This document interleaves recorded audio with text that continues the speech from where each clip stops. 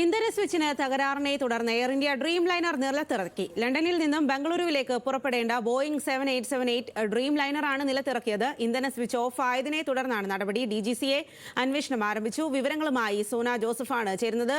സോന, നിലവിൽ എന്താണ് സാഹചര്യം? അടിയന്തരമായി നിലത്തിറക്കുകയായിരുന്നു. സ്വാതി, ലണ്ടനിലെ ഹീത്രൂ വിമാനത്താവളത്തിൽ നിന്ന് ബംഗളൂരുവിലേക്ക് പുറപ്പെടാനിരുന്ന എയർ ഇന്ത്യ ബോയിംഗ് 787-8 എന്ന വിമാനമാണ് നിലത്തിറക്കിയത്. വിമാനത്തിന്റെ എഞ്ചിൻ സ്റ്റാർട്ടാക്കുന്ന സമയത്ത് ഫ്യൂവൽ സ്വിച്ച് ഓട്ടോമാറ്റിക്കലി ഓഫിലോട്ട് പോവുകയായിരുന്നു. 2 തവണ ശ്രമിച്ചെങ്കിലും അത് ഓഫിലോട്ട് പോകുന്നതിനെ തുടർന്ന് പൈലറ്റ് അറിയിച്ചതിനെ തുടർന്നാണ് അത് നിലത്തിറക്കിയത്.